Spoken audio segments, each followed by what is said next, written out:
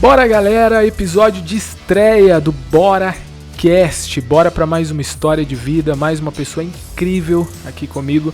E eu tenho certeza que você vai gostar, porque o BoraCast você aprende com leveza. Você vai escutar uma história magnífica aqui, eu tenho certeza. E a cereja do BoraCast é assim, ó. Qual foi o ponto de virada na vida dessa pessoa incrível que está aqui comigo, que eu já vou apresentar para vocês, que é mãe, é esposa, é life coach, é uma pessoa extraordinária. Quero também agradecer aos nossos parceiros que estão com a gente, a Benítez e o Gonzaga, que depois eu vou falar também, a Carro Vendido e a M9 Tecnologia, galera. Agora vamos receber aqui, da maneira com a qual ela merece, e merece muito, Thaís Rejane. Eu recebo. Bem, Tatá. Tudo jóia, Humberto. Tudo ótimo. Muito obrigado pelo convite, muito obrigado pela oportunidade. É uma honra para mim e é um prazer enorme eu estar aqui nessa estreia e seguindo essa jornada aí junto com você. Show! Tô muito feliz. Eu fico muito feliz também de você estar aqui. Eu tava falando com a Thaís agora há pouco e falando pra ela, você não liga não, porque eu chamo todo mundo assim pelo diminutivo, tá? É um carinho, então já tô chamando ela de Tatá e tá tudo certo. Tá Thaís tudo Rejane. certo. Estamos juntos. Bacana. Thaís, pra galera conhecer mais você, eu gostaria que você falasse pra galera quem é Thaís Rejane. Bom, eu me chamo Thaís Rejane, tenho 37 anos, sou filha de Deus, amada, princesa do Senhor, mãe do Arthur, do Rafael e do Murilo, e esposa do Rafael, que é um homem que tem me acompanhado aí durante 15 anos. Show de bola, 15 anos. 15 anos juntos, mas desde a infância já predestinado. Porque é uma história longa, é uma história aí já de muito tempo. Mas os 15 anos é a história toda de vocês? Ou não, a nossa história toda tem 25 anos. 25 porque eu conheci anos. ele com 9 anos de idade. Caraca, 9 anos de idade. 9 anos de idade. Aí as brincadeiras de rua, né? Aquelas coisas, e aí sempre falando que ia dar certo e tal, mas eu falava, não vai, não quero. Você não me interessa. Mas Deus é muito perfeito e foi. Caraca, e 3 filhos? 3 filhos. Qual que é mesmo o nome dos 3? O Arthur mais velho tá com 16 o Rafa com 13 e o Murilo com 8. Olha aí. E o Murilo tem uma historinha diferente aí pela jornada dele. Mas agora que você levantou agora eu já quero saber. Ou eu pergunto depois, não, já vamos saber agora. Como o Murilo, que é essa jornada? O Murilo é venezuelano. Nasceu na Venezuela, Tatá. Sim. E, não, agora me fala tudo. Eu vou ficar só escutando agora. Eu vou fazer pergunta agora. O Murilo, nós fomos morar na Venezuela por conta do trabalho do meu esposo, que é engenheiro de produção, então ele numa fábrica, ele sempre trabalhou muito com fábrica, com indústrias. E foi com a empresa que ele trabalhava, a empreiteira, foi para lá para construir uma fábrica e ele foi convidado para trabalhar lá. Em 2012. Caramba. Na verdade, ele foi em 2011. Certo. E ficou lá um ano, até 2012. E aí, em 2012, nós fomos todos. Mas até então, eu tinha só o Arthur e o Rafael. E aqui aí, já no Brasil tinha os dois, certo? Isso. E aí, quando nós fomos pra lá, né? Eu falei, eu sempre quis uma menina, né? Sempre pedi a Deus que fosse uma menina. Que fosse. Mas aí Deus falou pra mim, não, minha filha, menina não vai ser o teu forte. Eu quero homens. Homens, olha aí. E você é a mulher da casa, né? A mulher da casa. Como é que você falou pra mim ali mesmo que era... A princesinha da casa. A princesinha da casa. E aí o Murilo nasceu lá. Murilo nasceu lá. E isso em que ano? O Murilo nasceu em 2014. 2014, 2000. Você lembra um pouco como é que tava lá a Venezuela nessa época? Sim, Tatá? sim.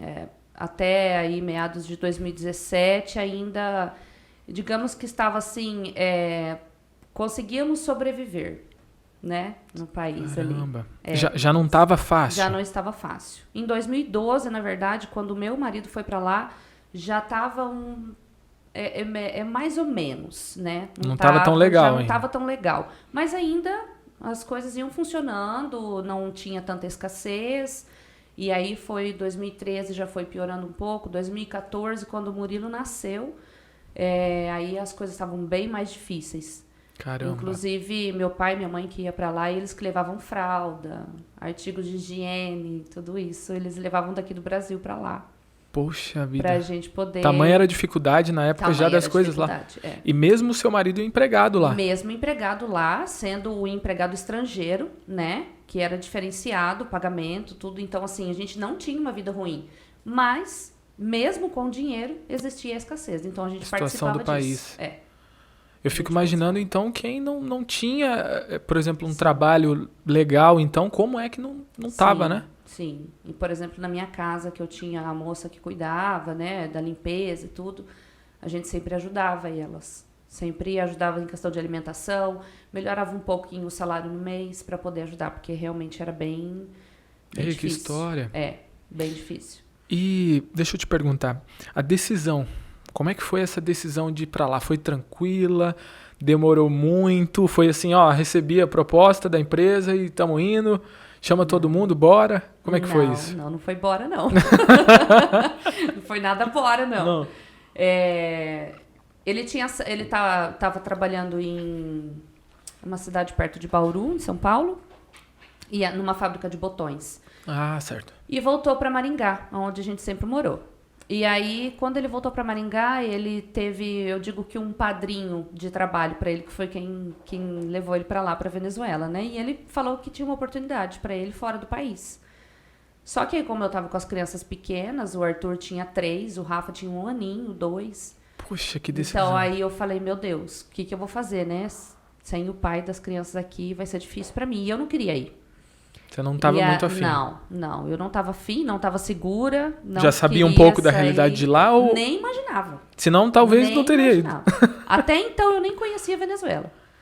E Caraca. ele falava pra mim, olha, é um país muito próspero, de repente dá pra gente fazer a nossa vida lá. Então vamos pra lá, vai ser uma oportunidade diferente pra nós. Os meninos podem aprender um outro idioma. E eu falei, não, eu não vou. E aí ficou aquela coisa, né? Vou, não vou. Ele falou, eu vou. Eu falei, bom, então essa é a sua escolha. E passamos ali 1 ano, né? Ele foi primeiro, então? Ele passou 1 ano lá, sim. sozinho.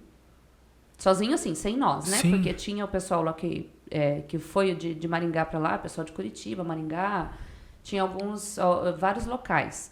E aí ele foi para lá, permaneceu lá durante 1 ano.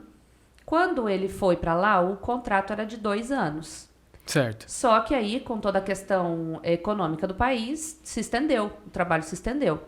E aí, quando deu o final de 2011, ele falou para mim, ele falou assim, olha, meu contrato aumentou, né? Se estendeu o contrato.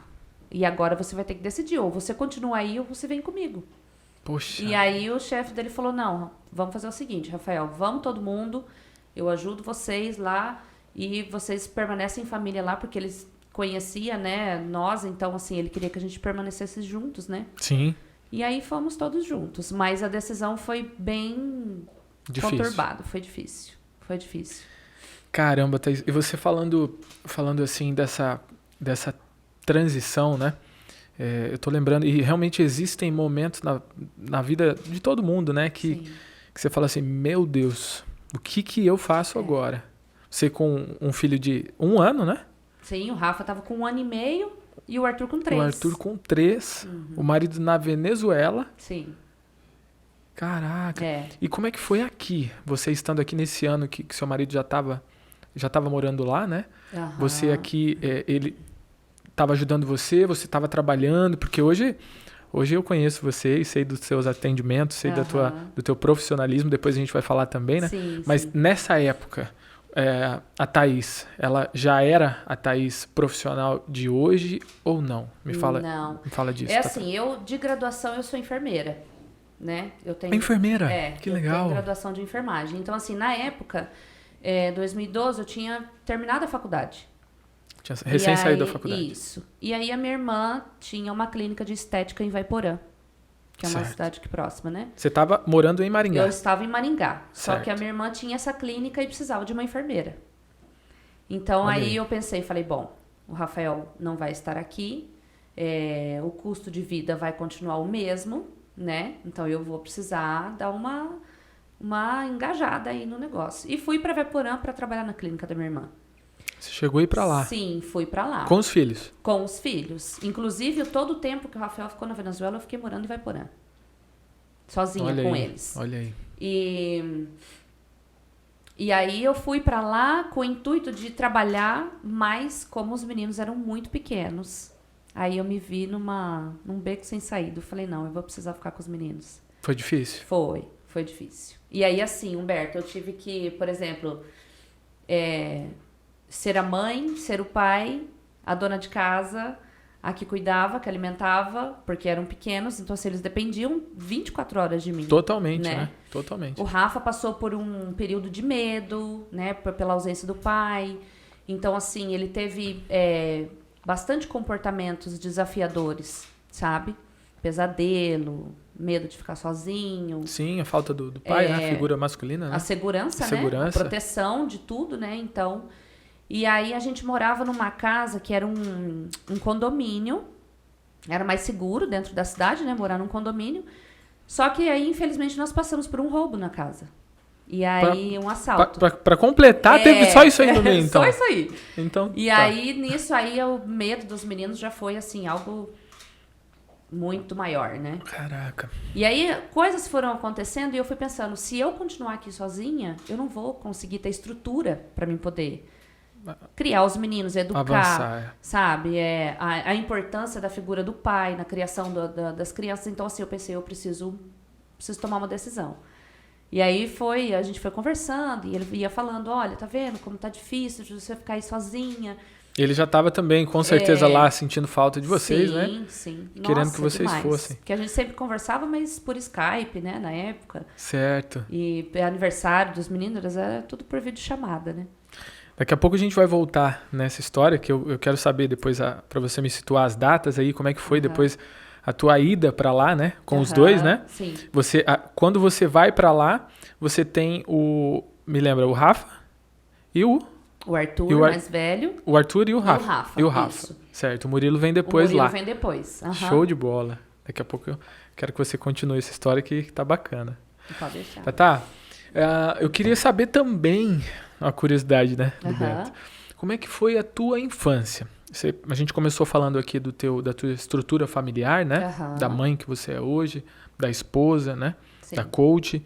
Mas como é que foi a história, onde você nasceu e como é que foi isso? Isso é muito interessante, muito importante pra gente saber. A galera com certeza quer saber como é que foi. Legal. Eu nasci em Ivaiporã, né? Morei em Ivaiporã até os 4 anos de idade. E aí nós viemos para Maringá quando eu tinha 5 anos. Meu pai, a vida toda, foi bancário. E foi transferido para trabalhar no banco aqui em Maringá. E aí nós viemos para cá, daí nesse período de tempo. Acredito que foi em 90 e... não vou me lembrar o ano certinho agora.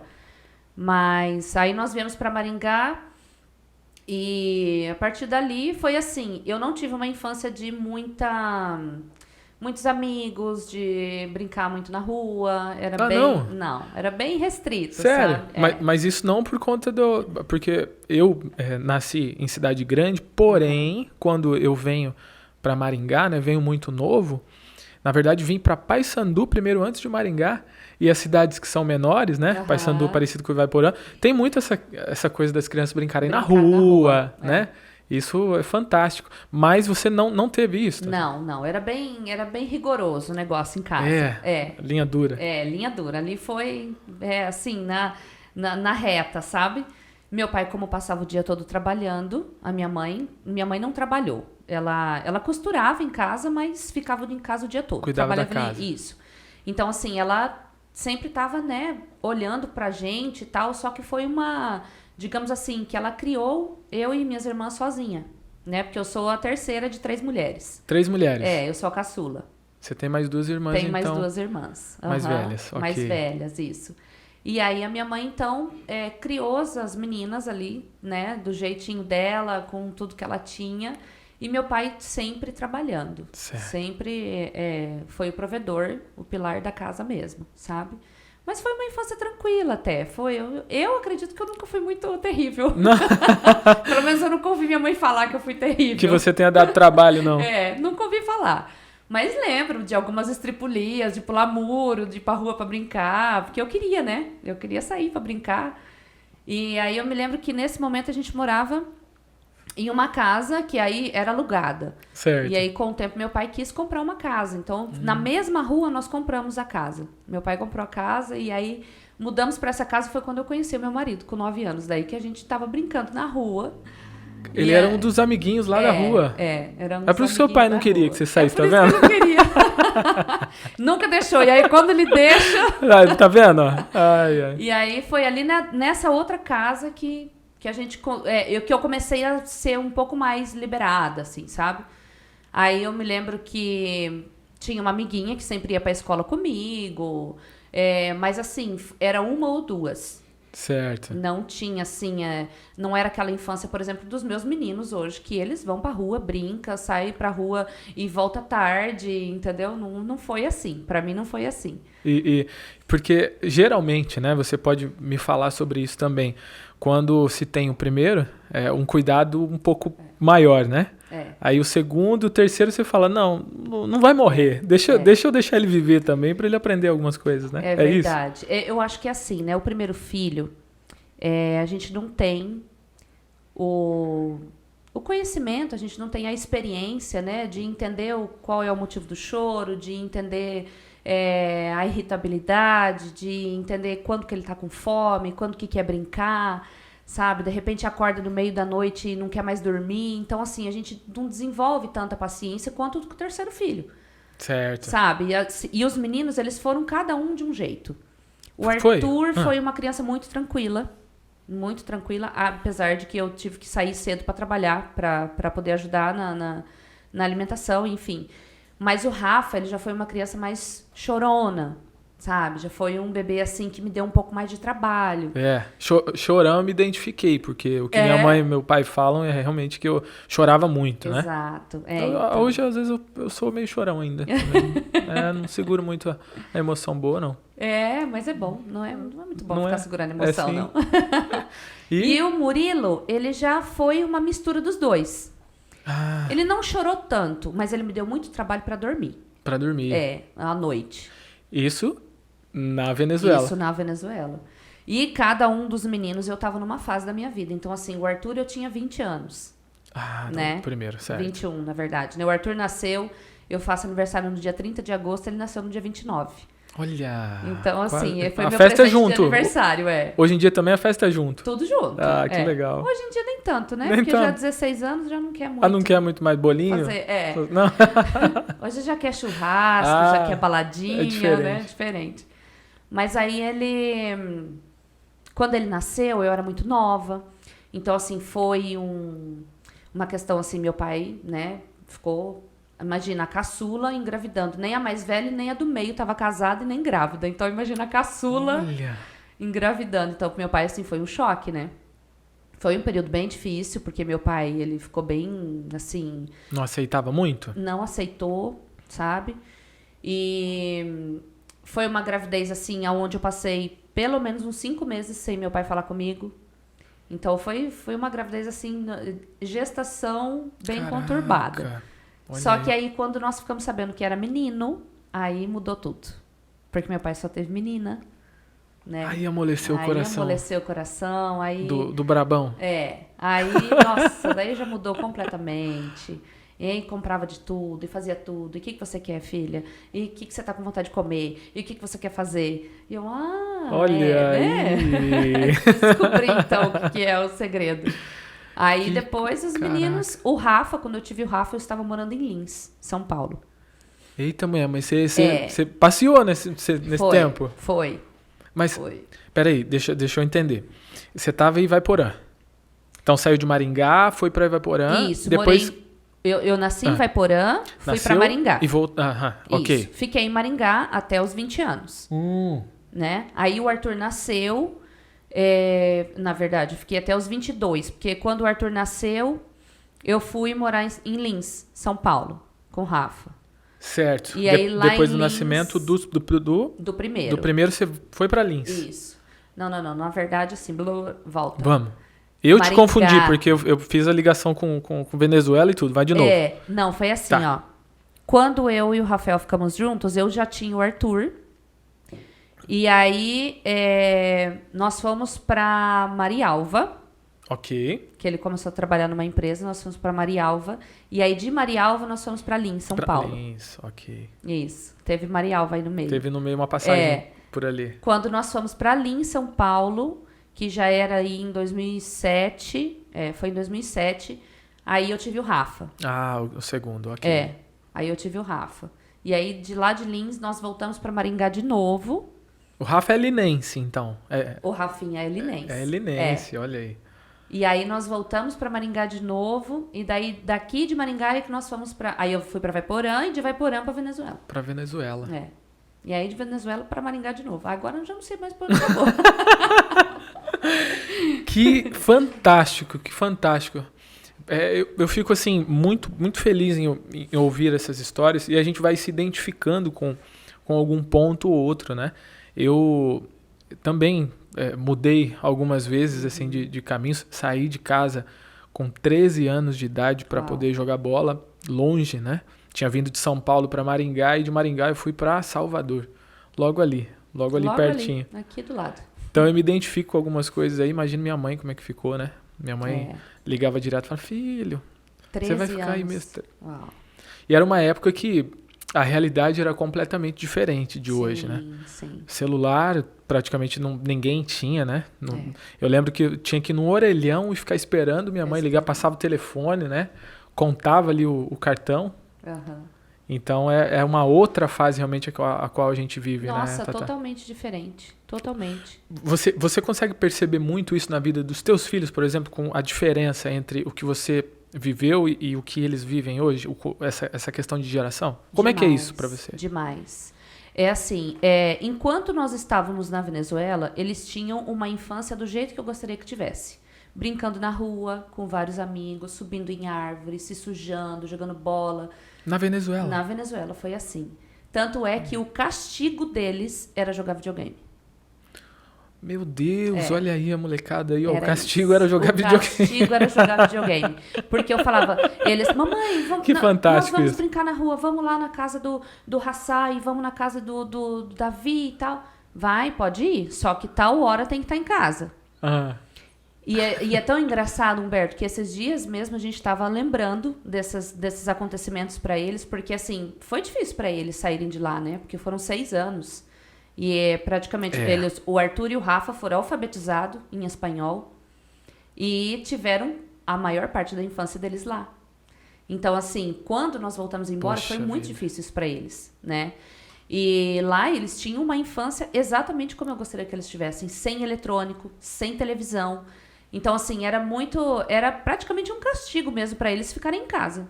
Eu falava, ó, se não chegar no horário, amanhã vocês não saem de casa. Não vai brincar na rua. Aí eles tinham que chamar os amigos para ir em casa para jogar videogame. E era estressante para eles, porque eles não queriam jogar videogame, eles queriam estar na rua. Olha isso. Sabe? E aí, esses dias ainda eles estavam me contando que às vezes eles estavam na rua, o mais velho principalmente. Aí é que a gente vai sabendo que os meninos não eram, né, muito santinho.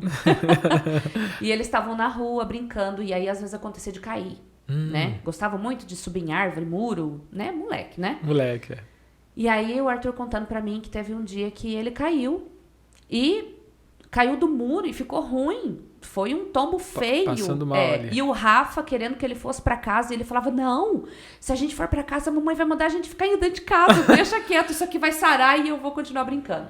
Tamanha vontade de brincar de na rua. Que show. Quando nós voltamos, a gente veio com essa certeza de que para eles não precisaria de eletrônico, não precisaria de celular, não precisaria de videogame, nada disso. Só que aqui nós encontramos outra realidade. Aqui, por exemplo, eu tinha medo deles atravessarem a rua, porque a gente morava dentro de condomínio. Então, para atravessar a rua, praticamente não tinha movimento. Lá na Venezuela era casa? Era casa dentro do condomínio. Dentro de um condomínio. Aí aqui veio uma casa na rua. Na rua, ok. Exato. Então entendi. Então daí assim, mamãe, pode sair para brincar? E eu ficava pensando, meu Deus, com a velocidade que esses carros passam em frente de casa, do jeito que, né, que é desrespeitoso a questão de criança brincando na rua aqui, eu morria de medo. E eu ficava em cima deles. Meu Deus, vocês não sabem nem atravessar a rua, como é que vai brincar na rua? Não, mamãe, pode deixar que a gente... E assim, foi aos poucos, eu fui soltando eles. Mas eles se encontraram com celular, com videogame, entendeu? E aí o vô deu um aparelho, aí a tia deu outro... E aí eu falava sempre pro Arthur. O Arthur, nós viemos pra cá, ele tava fazendo... O Arthur tá com 16, ele tava com 13. Aham. E eu falava pra ele lá na Venezuela, quando você tiver 14 anos, eu te dou um celular. Só que assim, lá era muito distante ele pensar no celular, né? Ele Era falava, uma coisa que ele não imaginava muito ainda, né? Sim, e os amiguinhos também não tinha. Caraca. Então, pra que eu vou ter celular, né? E aí o vô deu. Com 14 anos, o vô deu um celular. E aí o Rafa com 10. E eu falava assim, não, Rafa, não é a idade ainda pra você ter celular. Não vou dar. E pode ficar tranquilo aí que com o tempo você vai... não tá nem saindo de casa, não preciso te mandar mensagem nem nada. Eu que levo, eu que busco, você sempre vai estar junto comigo. Então tá bom. Ganhou o celular. Ganhou também. Então assim, aí começaram com o celular e aí foi. Aí entraram na onda. Eu vou querer saber de você também. Que história bacana, né, galera? Cara, eu tô me vendo, assim, você contando, assim, e vendo um pouco a transição da minha infância, apesar de ter sido outra época, né? Uhum. Mas com relação a estar dentro de casa, no eletrônico, e a diferença de estar na rua, brincando, interagindo, né? Fazendo conexões, né? Sim. E eu queria, depois que você me falasse, também, se você notou alguma diferença no relacionamento ou no comportamento com relação a essa transição, né? Antes, eu quero... Você aceita uma água? Você tá com água aí? Tem água aqui. Tem aqui? Deixa eu pegar. Eu quero falar dos nossos parceiros também. Deixa eu puxar aqui. Benítez e Gonzaga. Galera, você que precisa, deixa eu falar que é muito importante, porque eu confio demais no trabalho desse pessoal, o Júlio, o Fábio, que estão lá, a equipe toda. É assim, se você precisar de qualquer serviço imobiliário, vender um imóvel, comprar um imóvel, fazer uma avaliação, a Benítez e Gonzaga cuida de tudo para você. É referência em atendimento, o pessoal é sério. Então, se você precisar de qualquer coisa com relação a serviços imobiliários, Benítez e Gonzaga, galera. Também quero falar da M9 do Miguel, M9 Tecnologia. M9 Tecnologia, certificados digitais, a segurança nos negócios, economia na captação de dados cadastrais de fornecedores e pesquisas cadastrais. A M9 Tecnologia é o parceiro do empresário. Você que precisa de certificado digital e segurança no digital, pode entrar em contato. Depois aqui vai estar o contato e o link na descrição para todo mundo acompanhar. E também a Carro Vendido. A Carro Vendido todo mundo já conhece. Você que precisa vender o seu carro de um jeito rápido e seguro. A Carro Vendido tem uma equipe especializada que ajuda você a vender o seu carro em até 30 minutos, galera. Teve carro que já foi vendido em 5 minutos, em 10, em até 30 minutos você vai ter uma proposta para vender o seu carro. E é isso aí, vamos continuando por aqui. Tá, gostosa a conversa, né? Ai, top demais. Nossa. Muito bom. Você sabe que a gente vai conversando e eu vou contando o que acontece, e o que aconteceu na minha vida, e eu fico pensando, caraca, é coisa, hein? Então, isso Nossa. Que é legal. Isso é legal. A gente vai falando e você vai analisando e fala, cara, tinha até esquecido dessa... Que nem você falou, tinha esquecido da passagem lá por Marialva. Sim. Né? Você vai contando um roteiro e vai continuando. Deixa eu voltar lá no começo, onde você falou assim, Beto, foi uma decisão muito difícil. Foi. Sair do Brasil, né? Uhum. E ir para Venezuela com 2 pequenos, né? E sem conhecer o outro país, né? Sim. Volta aí no seu pensamento, na sua mente, como é que foi, assim, eu vou. E como é que foi, assim, essa transição? Fala pra gente. Bom, a decisão foi, assim, mais pensando na vida dos meninos, sabe? A minha decisão foi pautada nisso. Eu sempre tive comigo que, assim, o meu foco era com que meus meninos fossem educados e criados dentro de uma família, né? Certo. Eu queria, assim, pai e mãe junto, para eles poderem ter uma educação segura, uma educação mais sustentável, digamos assim. Você tinha isso assim, certo, que você queria... Desde adolescente, desde pequena, desde moça, e eu pensava, o dia que eu tiver um filho, é porque eu estou formando uma família. Show. Né? Bacana. Então, assim, quando eu me deparei sozinha com eles, eu falei, não, isso não vai de encontro ao que eu quero. Isso não tá de acordo com o meu princípio. Alguma coisa desencaixou ali. É. E aí, Humberto, é o momento da gente quebrar o orgulho, né? E dizer assim, eu preciso... É difícil, né? Eu preciso... Vamos baixar a guarda, né? Vamos, assim, ser um pouquinho mais sensível, sabe? Um pouquinho mais maleável, flexível, né? Porque, de repente, é um passo que precisa ser dado para você viver algo melhor lá na frente. E isso é fantástico. Eu vou te interromper aqui, porque, assim, que você falou aí da questão do orgulho, né? Sim. Na verdade, a gente entende ao contrário. Quando nós somos corajosos, então nós somos vulneráveis, né? É justamente o contrário. Tem pessoas que acreditam que quando a gente sustenta um orgulho, a gente está se defendendo e tá... Não, aí você fica realmente à mercê Sim. de ser atingido por muita Sim. coisa. Agora, quando você se abre, o que a gente está fazendo aqui, a gente está se abrindo, Exatamente. né? É um ato de vulnerabilidade, abrir uma história, abrir uma... E nisso a gente se fortalece.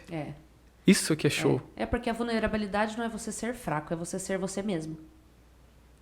Entendeu? Caraca, repete de novo isso. A vulnerabilidade não é você ser fraco, é você ser você mesmo. Galera, vocês anotaram isso aí? Não, mais uma vez. A vulnerabilidade não é você ser fraco, é você ser você mesmo. Porque quando você é verdadeiro, quando você fala da sua essência, quando você fala com verdade sobre a sua vida, é a vulnerabilidade certa. Agora, é igual você falou, quando eu me protejo, achando que o orgulho vai me fazer... mais forte? Exato. É muito pelo contrário. Poxa Eu tô com a minha casca muito mais sensível, porque se alguém conseguir relar nessa casca e quebrar ela, vai me ver e vai descobrir que eu sou uma pessoa que eu não me mostrava quem eu era.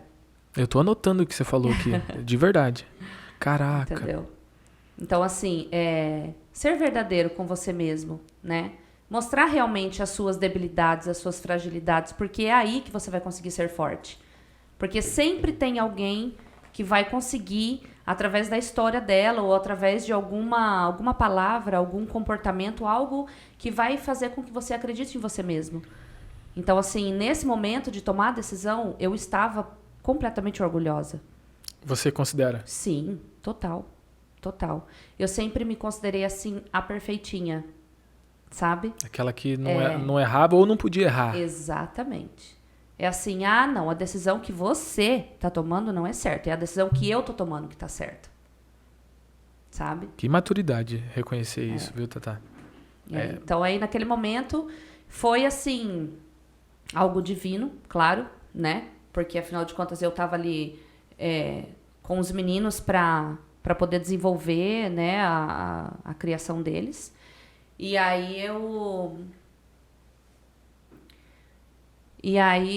olhei e falei, bom, ou eu assumo realmente o papel de criar eles sozinha e quebro o meu princípio de família, ou eu quebro o meu orgulho e vou viver junto com o pai das crianças, com meu marido, que é aquela pessoa que Deus colocou para mim. A ver.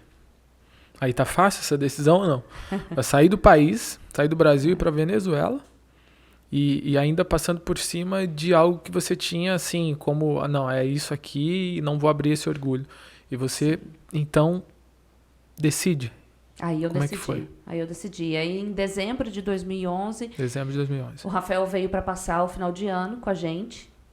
E aí, até então, nós não éramos casados na igreja. A gente morava junto. Certo. E aí eu falei pra ele, falei assim, bom, então o negócio é o seguinte, pra gente oficializar o negócio... Você já aproveitou, já... Né? Ah, falei, então não tá posso bom. também, né?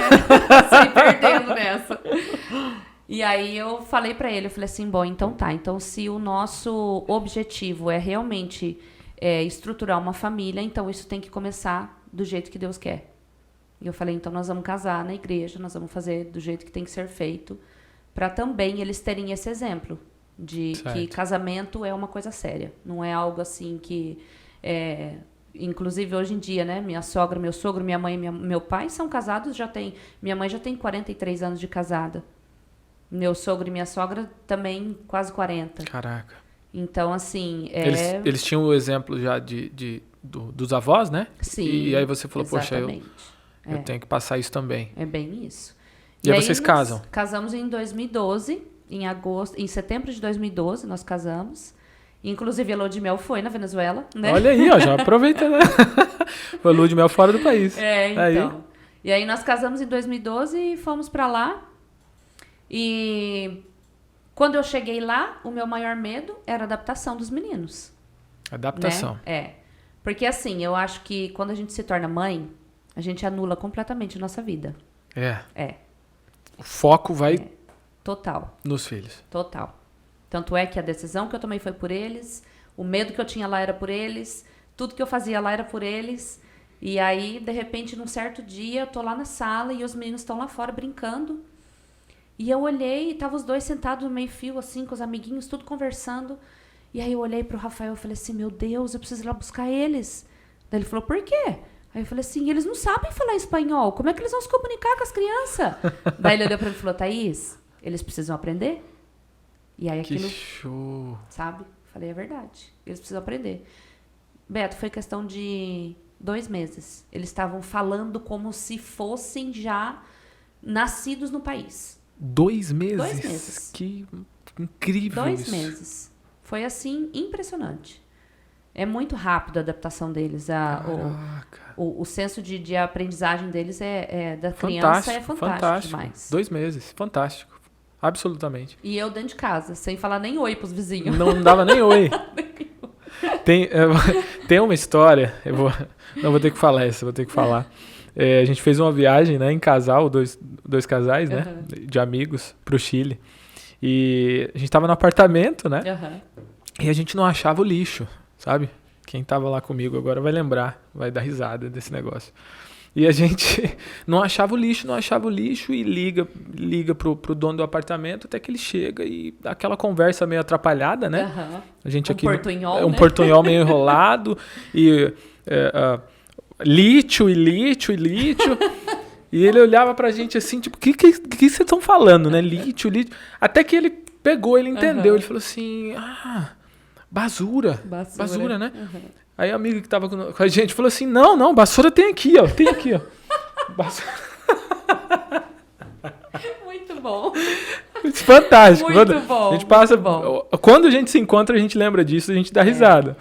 Porque, e eu lembrei disso justamente pelo que você falou. Poxa, cara, a gente saiu do Brasil, os seus filhos tinham que idade, mais ou menos, nessa época? O Rafa tava com 3 e o Arthur 5. 3 e 5. Aí você me fala que em 2 meses eles estavam brincando com a turma na rua e conversando. Nossa, mas eu também passei por cada uma no espanhol, que meu Deus do céu. Você passou algumas também? Demais da conta. Tem alguma que vem na tua cabeça aí que você lembra? Tem uma Pode falar, que agora eu já passei vergonha que já falei, agora você fala também. Só que eu acho que a minha vai ser pior. Então manda, bora. Eu tava no guichê do aeroporto, né? Indo pra Venezuela e assim, normal, conversando normal, né? Tô com meu marido, tô conversando com ele. E aí chegou um senhor do nosso lado e eu olhei pra ele e falei assim, nossa, um senhor assim, mal vestido e tal, né? E eu falei assim, meu Deus do céu, como esse senhor cheira pinga. Cheira pinga? Que cheiro de pinga, eu falei. Daí o Rafael olhou pra mim e falou, pelo amor de Deus, não fala isso aqui. Daí eu falei, por quê? Daí ele falou, pinga é o órgão genital do homem.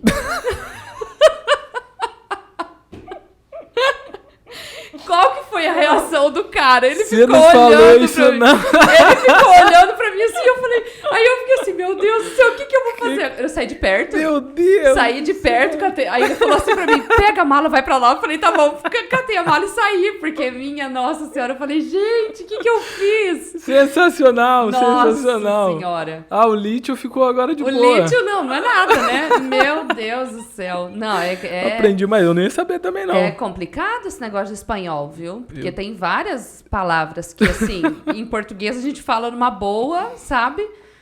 E aí, lá na Venezuela, o que mais... você falou, né? A questão de me chamar de Tatá, né? Uhum. Isso foi uma coisa que eu aprendi muito lá na Venezuela, porque lá eles são muito carinhosos. Muito. São acolhedores demais. E aí, quando você... Principalmente mulher, quando tá passando na rua, eu levava meus filhos a pé pra escola, porque era do ladinho de casa.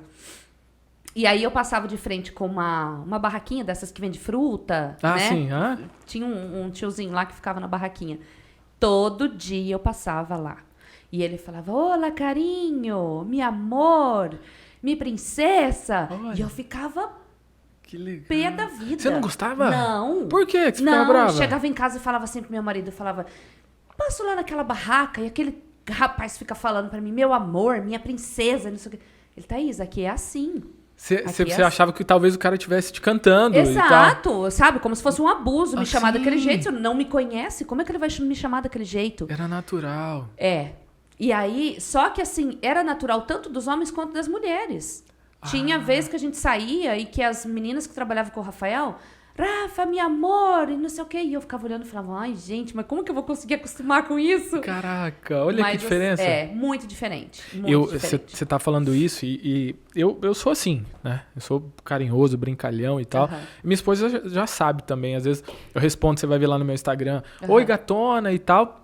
Normal, porque já é de costume, né? Mas podem ter pessoas que às vezes não entendem, não vão entender isso. E eu aí, levei isso daqui do Brasil comigo, porque assim, eu comecei a trabalhar muito cedo. Comecei com 14 anos e a vida inteira trabalhei com vendas.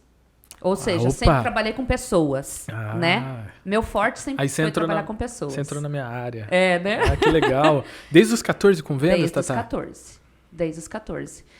E qual que foi o seu primeiro trabalho? Fala no estúdio de tatuagem. Estúdio de tatuagem, olha aí. Eu trabalhava na parte de materiais. Como é que é ele isso? produzia os materiais, maquininha de tatuagem, as agulhas, ele soldava as agulhas. Então, assim, ele vendia os materiais para fora, né? Dentro do Brasil, mas para fora. Vendia para fora? Vendia. Show. As maquininhas, as tintas, batoque, todos os materiais de tatuagem ele vendia. Caraca. E aí, foi meu primeiro contato com vendas e com pessoas. E eu me apaixonei. Achei e nunca mais parei. Dali eu saí, fui trabalhar em loja de uniformes, na Casa dos Uniformes, aqui em Maringá. Trabalhei na Landville, loja de esportes. Trabalhei em uma loja que vendia som para carro, na Center Pioneer, chamava na época. Center Pioneer. A Landville existe ainda ou não, né? Não tem mais? Eu acho que na Avenida Center ainda tem. Ainda tem? Eu acho que sim. É bem antigo, né? O pessoal lá, né? Ainda devem ser os mesmos donos, os mesmos, né? acredito. Né? Acredito que sim. Show. O seu Paulo Dona Cleide. Olha aí. Legal, o seu Paulo Dona Cleide. Assistir o podcast, um abraço. Um abraço. Então, daí, Center Pioneer? Isso, foi a Center Pioneer. Daí eu fui de novo para Qualiform. Fui para Qualiform. Tudo com venda? Tudo com vendas. Sempre? Tudo com vendas, sempre vendas.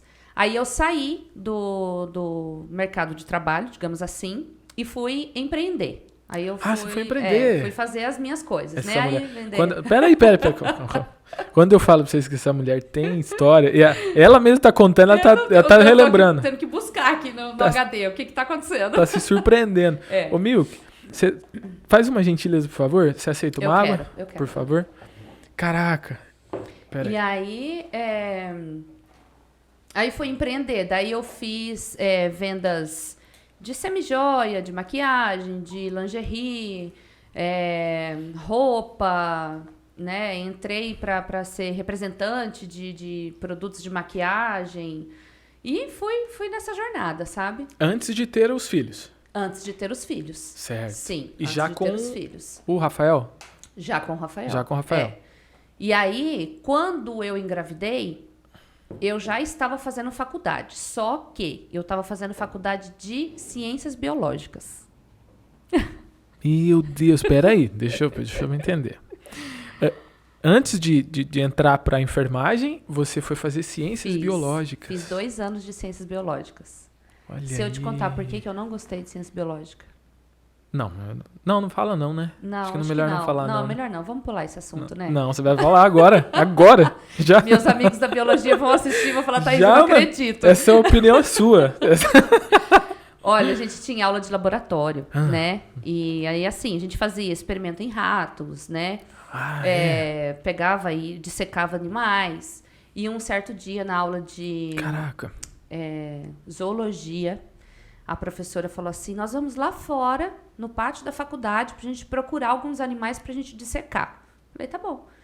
Olha. E aí a professora olhou pra mim e falou assim, Thaís, você é responsável por dissecar uma barata. Aí eu olhei e falei... Ó, não foi, você gente. sabe pra quem que eu olhei agora, né? Pra minha esposa. ela ama barata. Não. Só que não.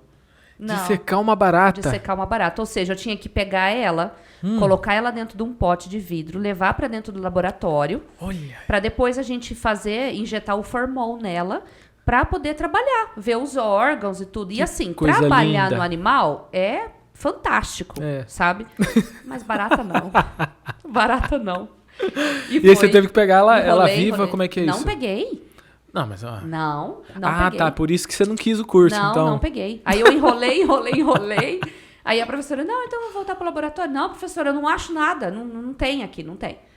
E aí terminei esse ano, mas aí no outro ano eu falei, não é isso que eu quero. Falei, não é isso que eu quero. Eu imaginava assim, eu bióloga, debaixo do mar, sabe? Sim, outra claro. coisa. É lógico que era uma jornada, né? Mas aquela coisa, né? E aí você entendeu que você... Falei, não. E aí eu engravidei do Arthur. Engravidei do Arthur, então... na verdade, eu já estava fazendo a faculdade quando eu estava grávida do Arthur, porque eu estava com 20. Eu já estava na faculdade, só que daí eu tranquei a faculdade. Daí foi aquela coisa da historinha, né? Tô grávida, não gosto de biologia, então eu vou desistir da faculdade. Também não faço mais agora. Não faço mais, agora eu não quero mais. E aí o Arthur nasceu, eu saí para trabalhar, para poder ajudar nas despesas, que até então eu não estava trabalhando, e fui trabalhar no hospital, de recepcionista. Aí lá no hospital, falei, nossa, é isso aqui que eu quero. Falei, isso aqui é o que eu tenho que fazer da minha vida. Peraí, mas deixa eu entender. Você trancou ou parou, né? Na verdade, parou a ciências biológicas, né? E aí você engravida, certo? Isso. Depois que você tem o filho, você vai trabalhar de recepcionista no hospital. 3 meses. O Arthur tinha 3 meses quando eu comecei a trabalhar no hospital. 3 meses. E aí você entende que, cara, isso. É ali. Mas espera aí que tem algo aí mais profundo aí por trás, que eu peguei agora. Sabe quando vem aquele negócio assim, você fala assim, mas espera aí, o que é isso? O que é esse... É isso? Olha, Humberto... O que é isso, Tatá? Fala pra mim. O ajudar pessoas. Entendeu? Eu você tá vendo? Você falou recepcionista do hospital, eu falei, não, mas peraí, tem alguma coisa... O ajudar pessoas. Eu vi ali uma grande e gigante oportunidade de servir. Então eu falei, é isso que eu quero. Falei, é disso aqui que... Isso mexeu com você ali. Demais. Eu era recepcionista, mas eu ia nos quartos fazer visita para os pacientes, eu ia no pronto-socorro para poder ver as pessoas que estavam chegando, até que eu consegui sair... eu entrei na recepção da internação, consegui sair da internação e fui para o pronto-socorro.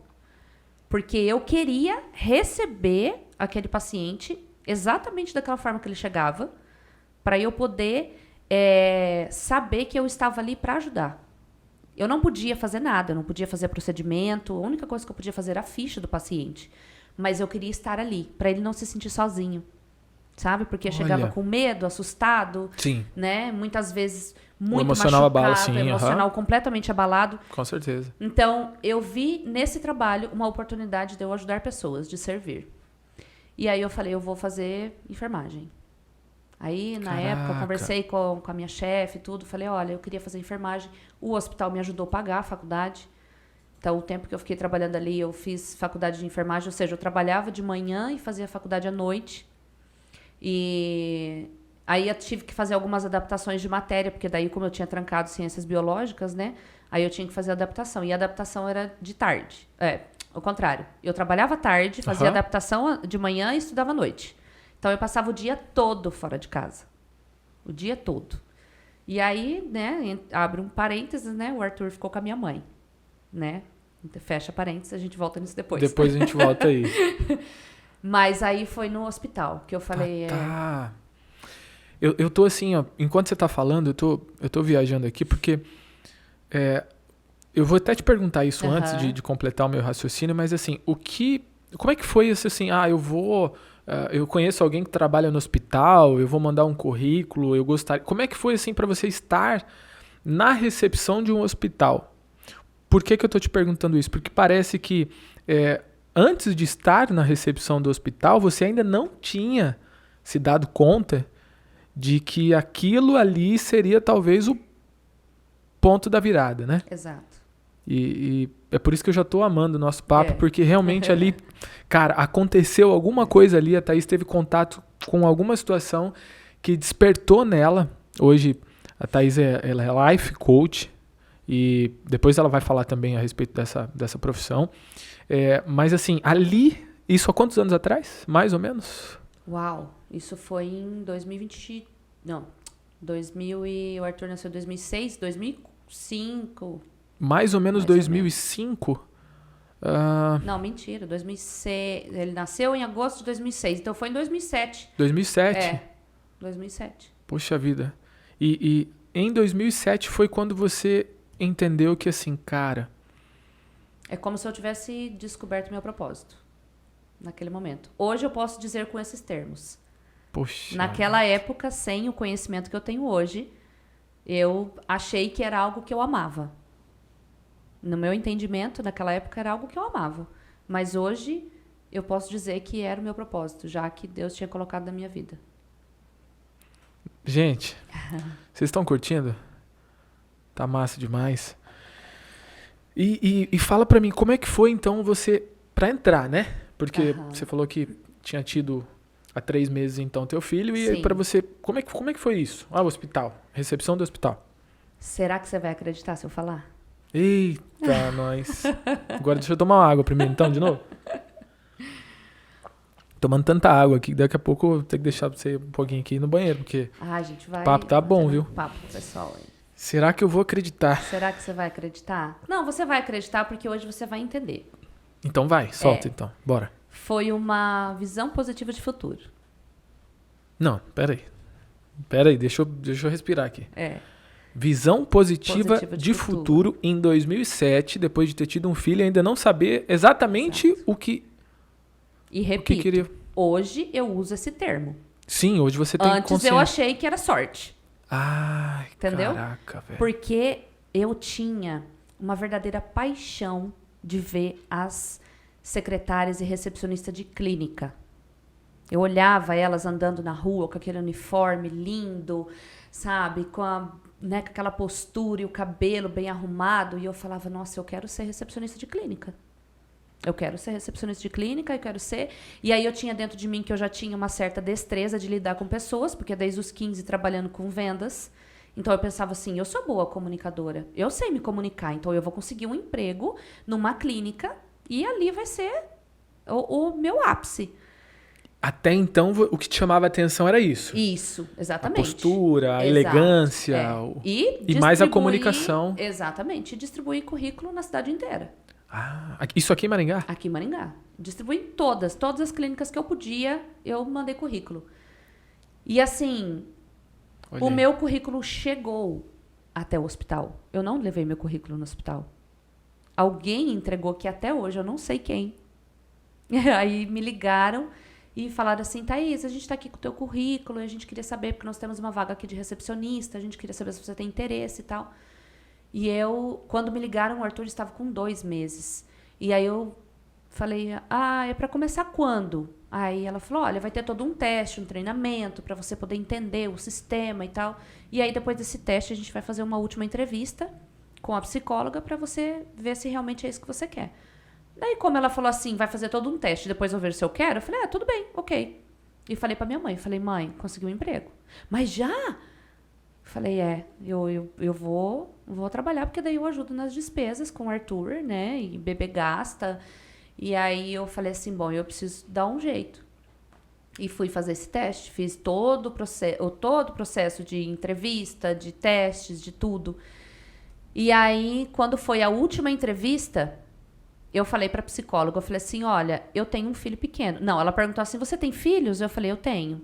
Aí ela falou assim, quantos? Eu falei, não, eu tenho um só. É casada? Eu falei assim, casada. Né? Vamos dizer que sim. Tamo, E aí ela falou, tá, mas com quem que ele fica? Aí eu falei assim, não, ele pode ficar com a minha mãe, sem problema nenhum. Não, tudo bem, pra nós não tem problema e tal, não sei o que. Eu falei, então, só que eu tô amamentando ainda. Aí ela olhou pra mim e falou assim, amamentando? Quantos anos tem seu filho? Eu falei, ele tem 3 meses. Daí ela olhou pra mim e falou assim, uau, pela tua coragem, eu vou te contratar. Porque você deixar uma criança de 3 meses pra você vir trabalhar. Aí eu falei, ok. E aí eu tinha 1 hora antes e 1 hora depois do meu horário pra me poder amamentar. Ou aí eu saía e fazia a ordenha de leite, e deixava a mamadeirinha em casa, tudo, pra ele não ficar sem o leite materno. E aí, fantástico. Eu quero que você continue essa história, porque eu imagino que quem tá assistindo também tá assim, ó, tá igual eu tava aqui só assim, ó. Caraca, uma visão positiva de futuro e de repente o lugar que você não enviou o currículo é o lugar que te chama para poder ir. E que me acendeu, né? Porque dali... fantástico. Deixa eu compartilhar algo com vocês aqui, pra gente dar uma respirada, que eu falei, a Tatá e a gente praticamente não conversou, né, Tatá? Exato. Isso que é fantástico. E eu prefiro assim, porque eu, assim como vocês, vou me surpreendendo aqui na hora. E na hora a coisa vai fluindo e vai acontecendo. Galera, eu vou sortear, depois vai estar na descrição o meu Instagram. Eu vou estar sorteando este livro aqui, ó. Phil Knight, quem conhece? A Marca da Vitória. Conhece, Tatá? Conheço. É fantástico. Autobiografia do criador da Nike. Esse cara é fantástico, a história de vida, como é que ele foi conciliando a criação da empresa com as questões familiares também, né? É um livro fantástico, eu vou estar sorteando esse livro lá no meu perfil no Instagram, depois vocês acessem aqui embaixo. E você também que está curtindo aí, que já caiu aquela ficha, né, Tatá? De muita coisa aí na tua vida, que está curtindo o bate-papo, não deixe de se inscrever no canal, de dar aquele like, ajuda a chegar a mais pessoas e, de repente, histórias que se identifiquem, né, Tatá? E destravem algumas coisas aí para você ir de encontro ao teu propósito. E o que é mais bacana e o que a gente aprende, e que eu venho aprendendo e você só fortaleceu isso aqui comigo agora, é que, assim, o propósito não é algo que você precisa ficar desesperado, louco procurando. Exatamente. Às vezes é só você olhar para dentro, porque ele já tá lá dentro, né? Já tá dentro da essência. Então você começou a falar, ó, eu tirei o orgulho, tirei uma camadinha daqui, outra dali. Isso tudo é uma caminhada, independente da ordem cronológica dos fatos. Essa caminhada em rumo, né, no rumo do propósito, é isso que vai fazendo a gente viver melhor, viver de verdade. É aquela coisa, né? Ai, como que eu encontro o meu propósito? Não, você não vai encontrar o seu propósito, é ele que encontra você. Encontra mesmo? Encontra. Vocês ouviram a história, pode acreditar. Pode acreditar. Encontra, né? Encontra, e a hora que você sente aquela borboletinha no estômago, que você fala assim, uau, Aí é a hora de deixar o orgulho de lado e falar assim, cara, eu vou nesse negócio. Exatamente. Porque as pessoas também têm a opção de não caminhar de acordo com o propósito, certo? Com certeza. É uma escolha. Com certeza, é uma escolha. Com certeza. Total. Porque às vezes a gente entende que o propósito te encontra como se fosse algo que fosse arrastar você. Não é isso. Ele te mostra, te dá essa borboleta, você entende as situações e aí a partir daí... a decisão é sua, né? É a decisão. É a decisão. E aí, então, você tem aí você realiza aquilo que você fala assim, cara, agora eu tô na recepção e agora eu vou usar aqui a minha comunicação, vou ser a melhor. E tanto que você fala que você não ficava restrita ali no seu trabalho de recepção. Não ficava. Tanto que ali com 6 meses eu já era líder de setor da recepção. Olha aí. Então, assim, desenvolvi um trabalho bem bacana na recepção, né? A questão de gestão e a própria comunicação das meninas. Tinha muitas pessoas que procuravam o meu guichê para ser atendido. Né? A gente estava ali em 3, 4 meninas, mas às vezes as pessoas procuravam o meu guichê, porque assim, eu sempre fui muito empática, né? Então, assim, sempre o meu lado humano é sempre aflorado, sabe? Assim, eu busco estar, ou pelo menos imaginar como que essa pessoa está se sentindo, e afinal de contas eu pensava assim, poxa vida, quem que procura um hospital feliz? Ninguém vai procurar um hospital feliz, ninguém vai chegar ali e falar assim, eu vim aqui porque eu queria passar a tarde aqui. Porque tá tudo bem, né? Exato. Então, assim, era acolhimento que eles precisavam. E aí, na maioria das vezes, eu tinha que dar sabe, olha, vamos ser mais simpático, né? Mas as pessoas estão sensíveis, vem pra cá sensível, então... Me veio uma coisa aqui, diante dessa sensibilidade que você falou. Imagino que sim, tenho certeza, mas vou te perguntar. Com certeza você conseguiu ser canal para resolver muita coisa ali, simplesmente pelo acolhimento? Simplesmente pelo acolhimento. Sim. Na maioria das vezes. Na maioria das vezes. Então, assim, foi um período que eu digo que eu consegui entender as dores das pessoas, né? E me sensibilizar mais, sabe? Porque... E aí, entendendo, porque eu já vinha da caminhada de comércio, de vendas e tudo. Então, assim... Eu queria sempre que a pessoa saísse dali, por mais que fosse um hospital, mas que ela saísse dali feliz, sabe? Ou segura, pelo menos, né? Poxa vida, meu parente está ali, está internado, então, assim, eu tenho certeza que pelo atendimento que eu recebi, o meu parente também vai receber esse atendimento. Show. Sabe? Se estendendo, né? Essa corrente. Exatamente. Porque, assim, o hospital ele tem toda aquela diretriz, né? As regras, que não pode acompanhante. Então, a maioria dos pacientes que não pode acompanhante, poxa vida, eles estão ali sendo cuidados e vistos pela equipe de enfermagem, pelos médicos, pelas recepcionistas, né? Então, assim, a gente... desenvolve, é necessário desenvolver mais amor para cuidar dessas pessoas. Com certeza, com certeza. Sabe? Então, ali na enfermagem, aí foi quando eu descobri que era isso que eu queria. E aí, na enfermagem, eu fui me desenvolvendo mais ainda, sabe?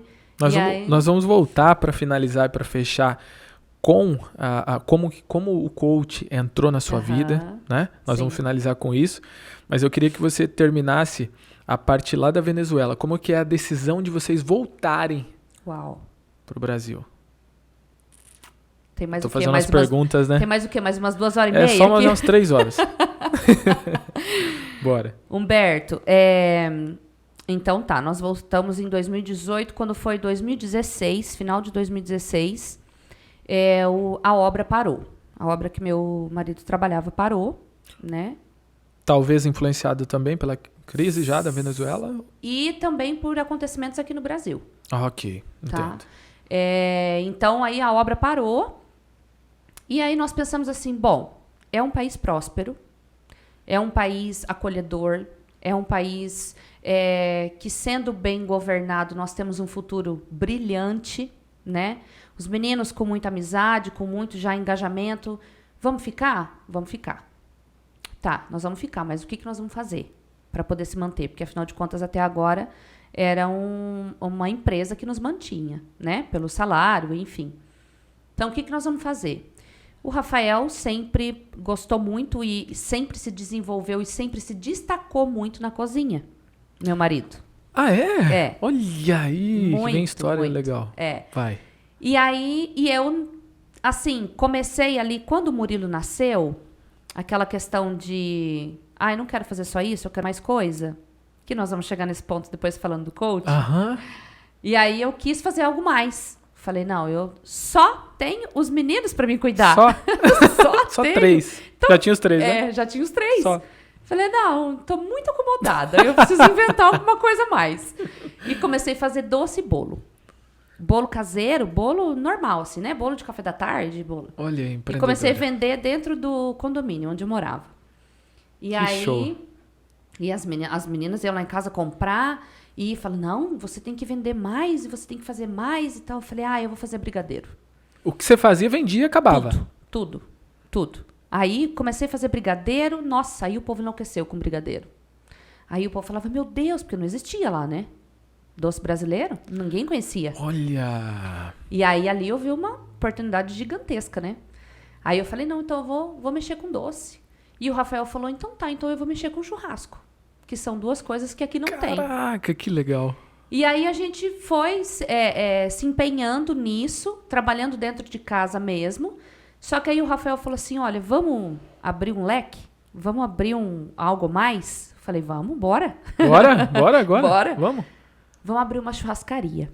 Uma churrascaria de rodízio, onde as pessoas vão ter o atendimento exatamente como é no Brasil. Caraca. Uma churrascaria de rodízio, de buffet e doces. E você fica com a parte da sobremesa, dos doces, e eu fico com a parte da comida. Eu falei, fechou, vamos embora. E aí começamos a reformar um local que a gente conseguiu alugar perto de casa. E nisso tudo, o país foi caindo, inflação horrível. E aí, coisa que era um saco de cimento custava, vamos dizer assim, R$10. Depois de 15 dias já estava custando 50. E aí, depois de mais 15 dias, já era 150. Nossa. E aí, aquilo foi virando uma bola de neve. Aí, nós falamos assim, bom, se a gente vai ficar aqui para empreender, para fazer a nossa vida aqui, a gente precisa estar mais seguro em questão de como é que diz? Legalidade, né? Porque a gente tinha um prazo para ficar lá, né? Só que o Murilo, como nasceu lá, então a gente tinha como que uma descendência, né? Uma nacionalidade do país. E fomos atrás Conseguiria, aham. Exato. Fomos atrás de conseguir a nacionalidade dos meninos. E aí foi quando nós nos deparamos com uma situação muito difícil. Porque os meninos, o Arthur e o Rafael, a gente não conseguiu fazer a nacionalidade deles. E nem a nossa, né? Não deu certo? Não deu certo. Justamente por essa questão da política no Brasil, né? Isso era uma questão... Interferiu? Interferiu bastante, muito. E aí nós falamos assim, bom, o Arthur já estava indo para o ensino fundamental, que lá já era sétimo, oitavo ano, né? E aí nós falamos assim, ele vai para um colégio e a gente precisa de documentos para poder matricular, então ele precisa estar legalizado no país. E fomos atrás de conseguir toda essa legalização de passaporte, de documento, de identidade, tudo. Só que quando a gente se deparou com o setor para a gente poder fazer toda essa documentação, nós fomos barrados. E aí eles falaram assim, não, aqui não faz mais, porque nós não estamos recebendo mais estrangeiros no país, e principalmente para empreender, então vocês têm que procurar o consulado e tal. Eles estavam principalmente rejeitando empreendedores. Sim. Certo. E aí foi quando nós buscamos um outro meio para poder fazer essa questão pelo consulado, tudo certinho.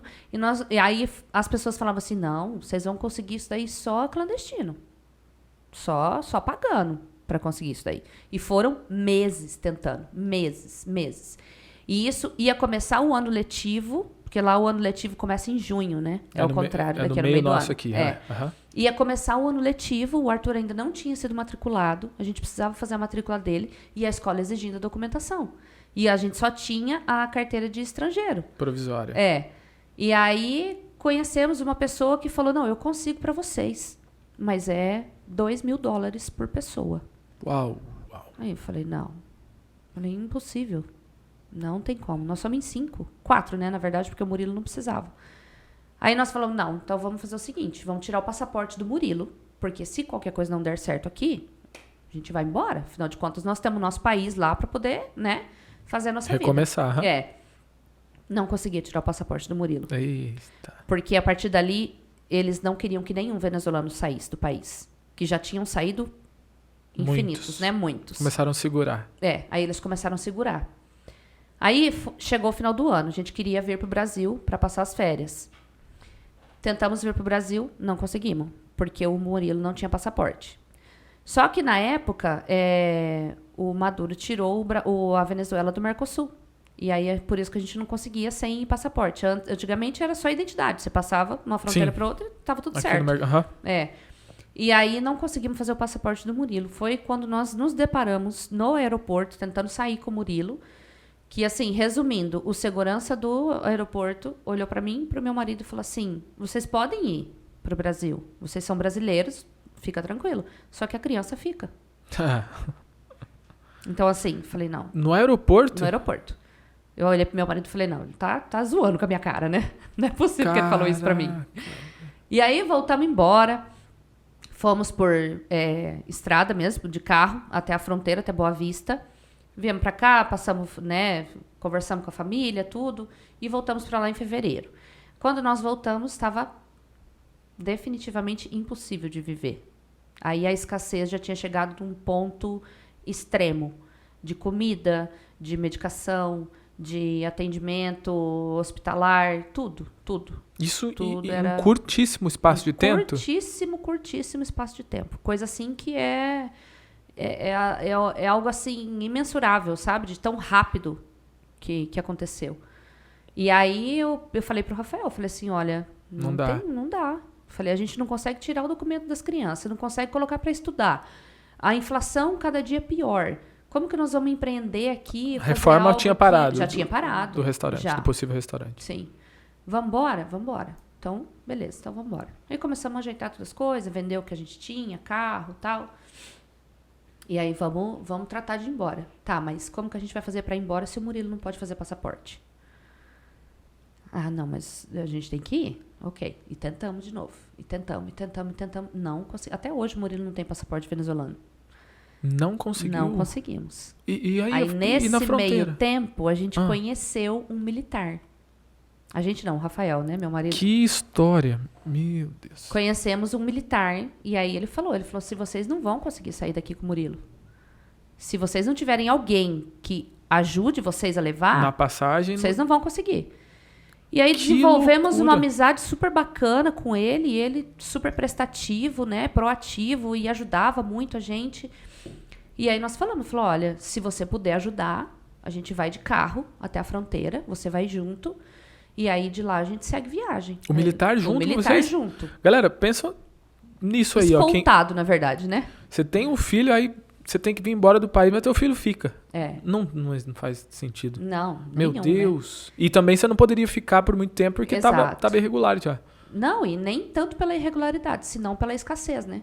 Tudo junto, né? Tudo junto, E aí, como é que foi? E aí nós decidimos, então, vir embora. E ele falou, não, top, claro que eu ajudo vocês. Vamos sim.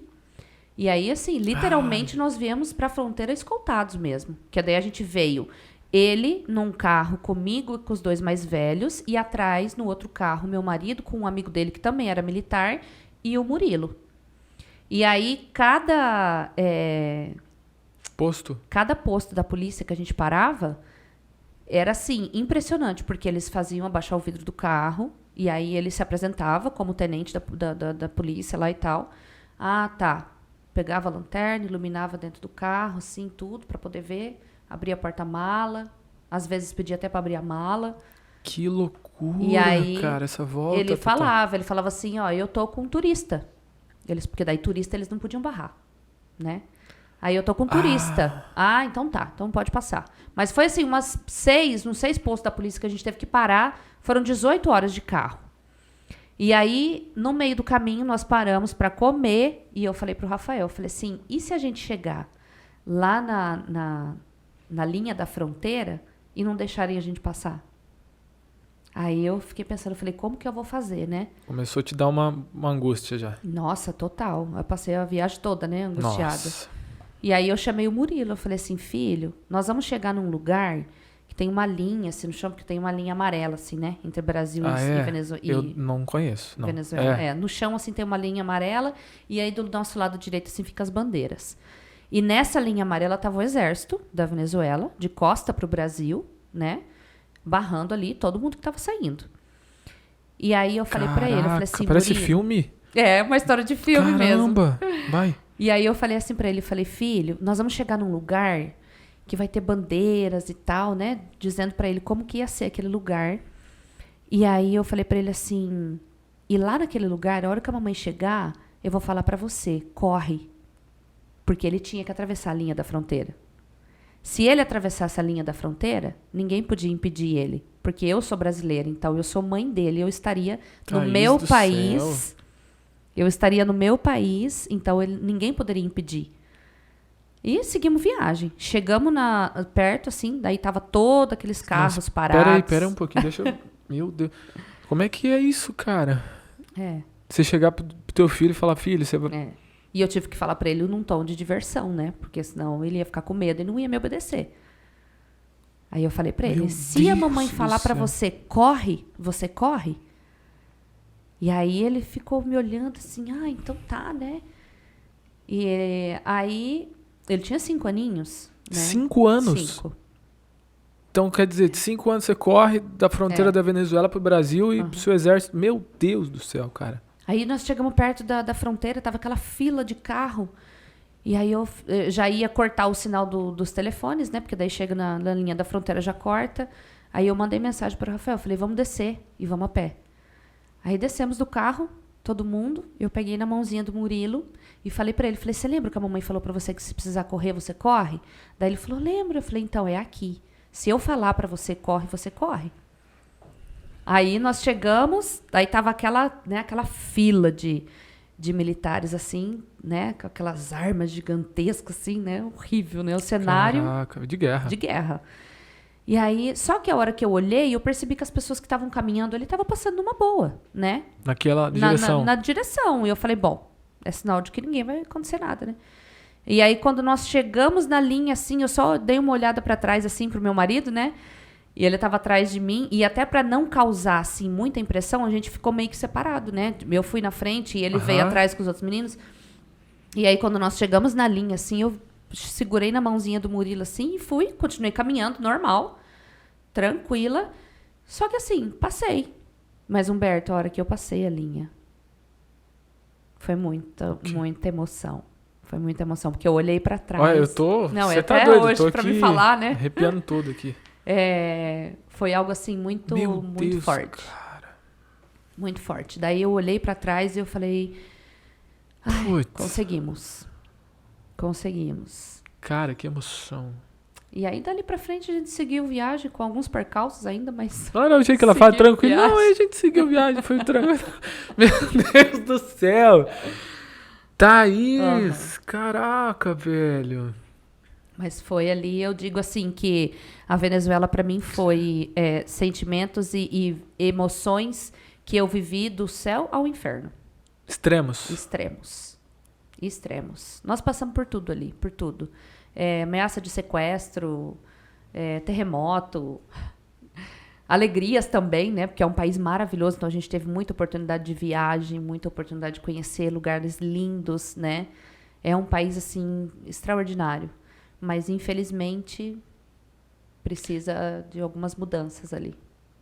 Quando você fala, e eu acho muito, muito legal mesmo, você conseguir ter essa visão, né? Apesar de ter tido alguns sentimentos fortes, negativos, né? Sim. Você conseguir também olhar as coisas positivas, né? Sim. Isso é fantástico. Agora, essa história, caraca, velho. Cara, o teu filho, na época, tinha 5. Sim. Hoje tem quanto? 8. Como é que você... Você já conversou com ele a respeito disso? Não. Nunca? Não. Ele vai ouvir agora, nunca então. contei pra ele. Que fantástico. Ele sabe, né? Que ele é venezuelano. Tanto que ele faz treino de futebol e ele fala que ele vai ser jogador profissional e vai levar a Venezuela pra Copa. Olha. E eu falo pra ele, é isso mesmo. Ele é vitorioso, né? Falei, isso mesmo, meu filho. Sonha mesmo e o que você sonhar é possível. É o Mu? É o Mu. É o Mu? Beijão, Mu. Pra cima, você é vitorioso, cara. É isso aí. Que fantástico. Que fantástico. O Rafinha, é o Mu, o Rafa e o Arthur. E o Arthur. Que o Rafa tem o nome do pai também, né? Um beijão pra vocês também, tá? Todos vocês são vitoriosos. Que fantástico. Que fantástico. E me fala agora, agora até para poder entrar na sua carreira, né? Na sua profissão. que lá de trás, quando você foi trabalhar como enfermeira, né? Algo mexeu com você, você falou, não, são pessoas, né? É sobre pessoas, né? É sobre pessoas. E aí, o legal disso tudo é que toda essa jornada, ela foi te impulsionando, né? Você foi usando aquilo para poder crescer demais. Tanto emoção, né? Sim. Quanto a percepção sobre o estado emocional da pessoa e para poder ajudá-las de alguma forma. E como é que, então, daí o coach entra na sua vida? Como é que foi isso daí? É assim, né? Nada disso estaria acontecendo se eu não tivesse passado por todo esse processo, por toda essa jornada, né? E assim, o coach, ele entrou na minha vida da seguinte forma. A Thaís é life coach, uma life coach espetacular, tá? Acima da média. Se você busca aí atingir um objetivo, uma mudança de carreira, uma transição, seja o que for que você precise aí ajustar na tua caminhada, extraordinária. Vai lá. Obrigada.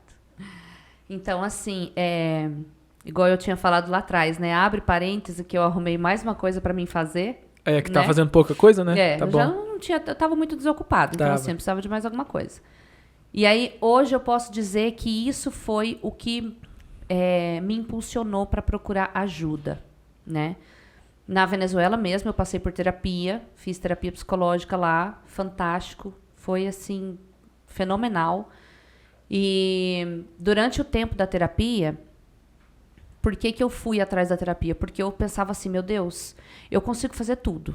Eu sou capaz de fazer tudo, eu tenho tudo que eu pedi, eu tenho, mas falta alguma coisa, sabe? Não sei, tem algo assim que eu preciso de mais.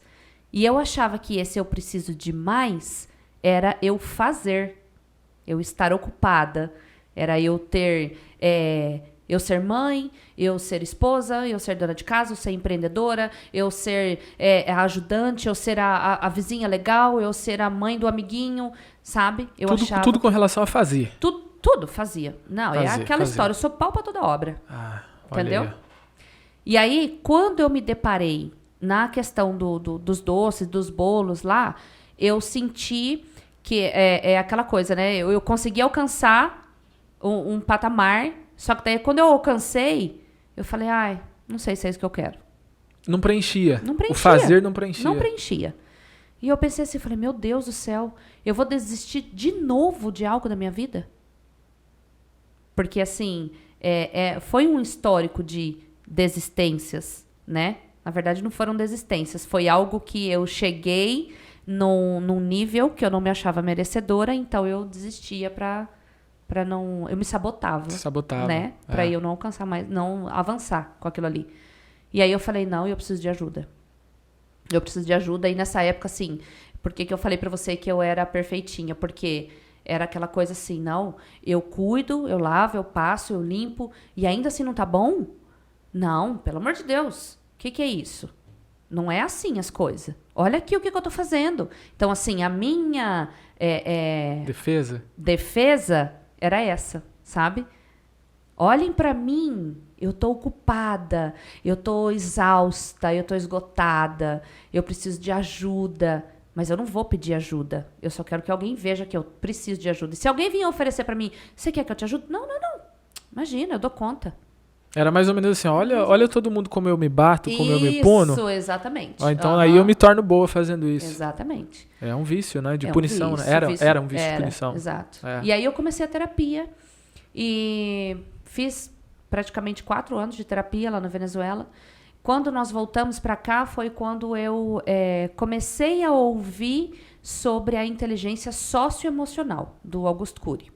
Ótimo, doutor Augusto, fantástico. Sim, aí eu li o livro dele, né, Inteligência Socioemocional voltado para criança, li o livro dele, achei fantástico, e assim, a partir dali eu já comecei a aplicar com os meninos. Eu já comecei a trazer para eles algo diferente. Não tinha conhecimento total ainda, mas através do livro ali, o desenvolvimento do eu, né, as janelas killer e tudo, as coisas lights, tudo que ele ensina ali, eu fui levando para a vida e eu falei, eu vou conseguir fazer com que os meus meninos não sofram do que eu sofri. Galera, vocês estão percebendo que o que a Thaís está compartilhando é riquíssimo, é valioso com relação àquela época você já tinha noção da importância do ambiente para que as coisas funcionassem, né? Paulo fala muito do ecossistema, né? Ecossistema, sim. Do ambiente, vai. Sim. E aí, nessa época, eu já tinha lido o livro do Augusto Cury, comecei a procurar muito, daí eu fui na pegada do Augusto Cury, aí fui lendo todos os livros dele, daí li O Poder do Subconsciente, do Joseph, e foi assim, quando o Paulo... Joseph Prince? Esse. Quando o Paulo começou a fazer as lives, 5 horas da manhã. Aí ele... E assim, o Paulo falava, e eu falava, gente, esse homem me conhece? Meu Deus do céu, como ele fala de tudo que eu tô sentindo, de tudo que eu tô vivendo, sabe? Daquela questão assim de, né? Antigamente não se falava em procrastinação, né? Não. Mas eu procrastinava demais. Demais. Sabotando, né? Total. E aí eu ficava pensando assim, meu Deus, mas... por que nada dá certo? Por que eu consigo, por exemplo, né, consigo um trabalho fantástico, daí chega na metade, passa, sabe aquela questão assim, você contrata um funcionário, ele é, nossa, fantástico, passou 3 meses, que parece que é o período de experiência, é o período mais, né? Aí passa 3 meses, dá aquela murchada, sabe? Você tava assim? Eu tava desse jeito. E não era você, porque você sempre foi realizadora. Exato. E aí eu falei, não, tem alguma coisa de errado comigo. E aí, escutando as lives do Paulo, foi uma semana de live. E aí foi quando ele lançou o Método CIS, que ainda tinha em Curitiba, que foi em 2019. Sim. E aí eu fui pro Método CIS. Lá dentro do Método CIS, ele falou toda, né, a questão de crenças limitantes e a infância. E aí eu fui me descobrindo, né, fui entendendo realmente... qual era a minha essência, quem era a Thaís de verdade. E como diz ele, eu tirei de lá do fundo uma versão da Thaís que eu ainda não conhecia, né? Mas que já estava lá, né? Exatamente. É aquela coisa, né? Você vê no outro que tem em você, né? Então, assim, conheci uma Thaís segura, uma Thaís dedicada, uma Thaís focada, sabe? Sonhadora. E dali pra frente, eu falei, não, eu preciso mostrar, eu preciso levar para as pessoas tudo isso que eu tô vivendo. Aí, em 2019, eu fiz o Método CIS e em 2021, final de 2020, eu fiz a formação em coaching. Já na sequência. Já na sequência. Dentro da formação em coaching, eu ainda estava trabalhando como enfermeira. E eu falei, não. E assim, a minha ideia era, ok, então eu vou praticar o coaching dentro do meu trabalho ou dentro da própria enfermagem mesmo, né? Só que o que aconteceu? A minha estrutura emocional ainda estava muito abalada. Porque é aquela questão assim... A musculatura ainda não estava pronta. Porque assim, o autoconhecimento ele é uma prática diária. Concordo, né? Absolutamente. O que eu fiz? Eu achei que eu estava pronta. Entendeu? Eu achei que eu já me conhecia. Eu achei que não precisava, talvez, fortalecer mais? Exatamente. Eu achei que eu já podia seguir a minha vida sem precisar de ajuda. E aí eu escutei dentro do meu trabalho, na enfermagem ainda, eu escutei da minha chefe assim, você é uma pessoa muito difícil para pedir ajuda. E eu dentro de mim falava assim, não é possível que eu estou escutando isso.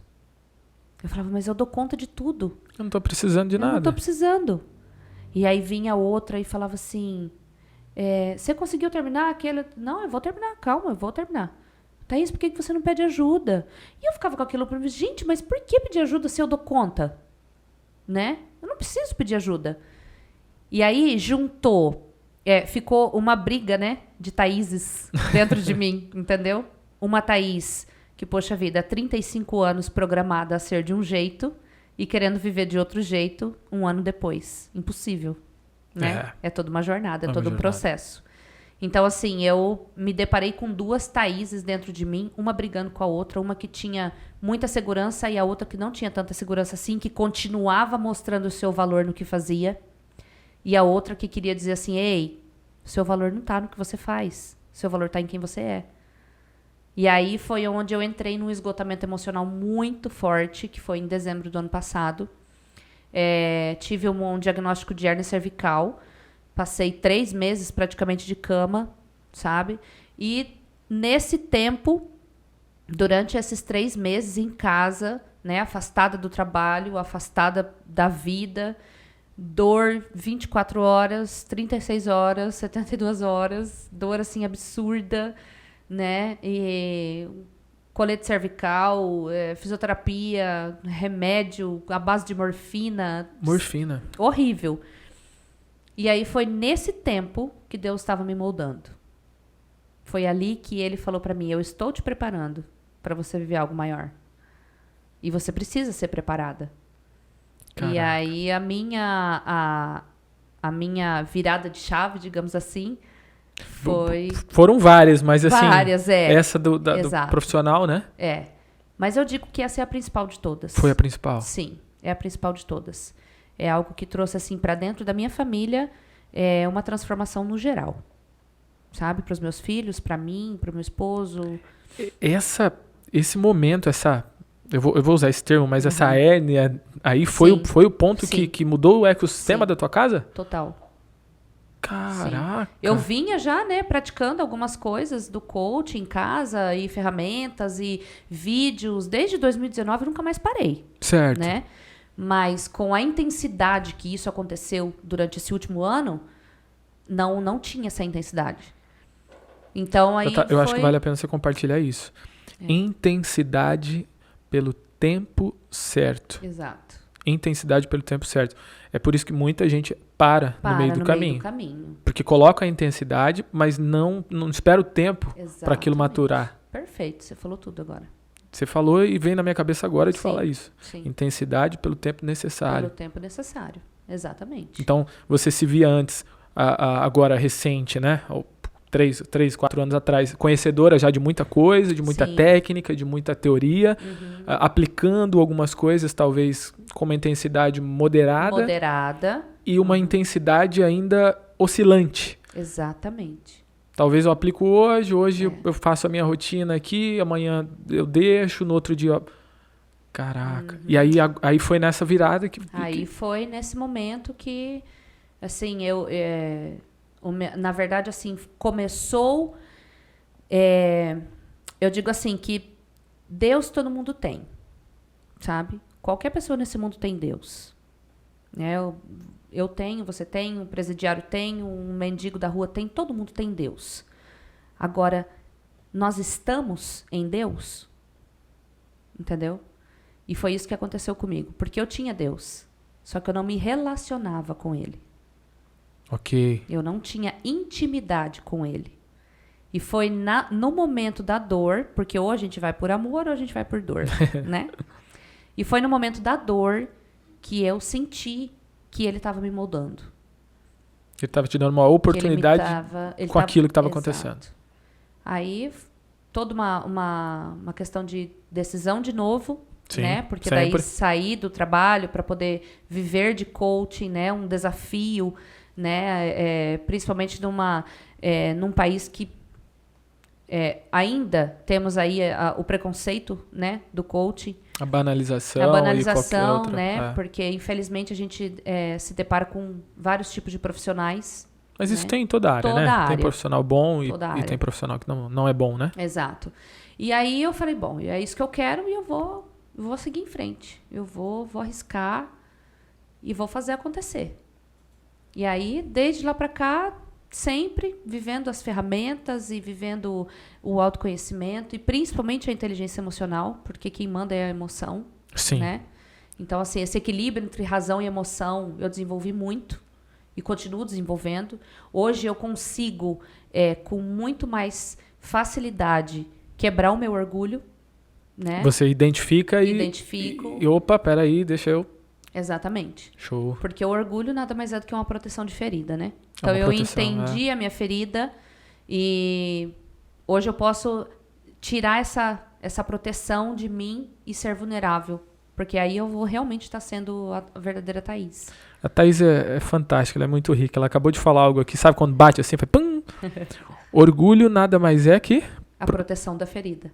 Orgulho nada mais é que a proteção da ferida. É isso. Caraca. Porque assim, a gente tem, né? vamos dizer assim, que a minha ferida era a rejeição, né? Isso a gente diz, Humberto, pelo entendimento da criança, tá? Meu pai nunca me rejeitou, nem minha mãe. Mas eu, como criança, interpretei dessa forma. Ok. Tá? Concordo.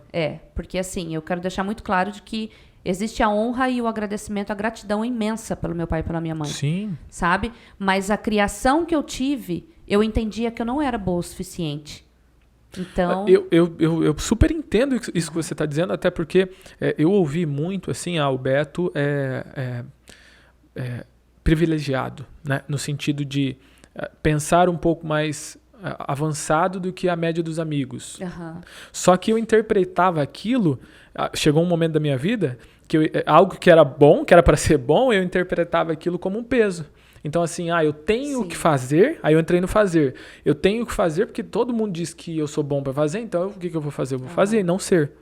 Exatamente. Então, eu saí do ser e fui pro fazer. Então, eu compreendo perfeitamente o que você está dizendo.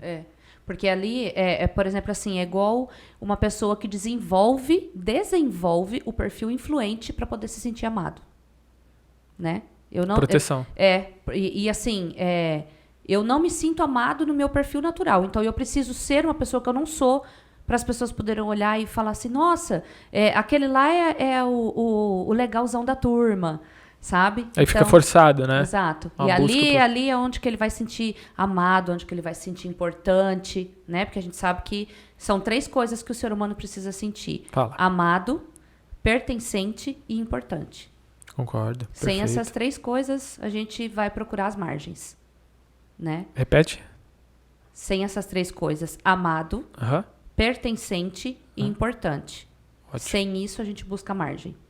Amado, pertencente e importante. Isso. E aí foi o que eu não senti na minha infância. Entendeu? Justo. Eu não me sentia amada, eu não me sentia pertencente e não me sentia importante. Então eu buscava fora. Sabe? E a minha ferida de rejeição, ela criou uma fratura, uma ferida, né? Sim. E cada vez que essa ferida é tocada,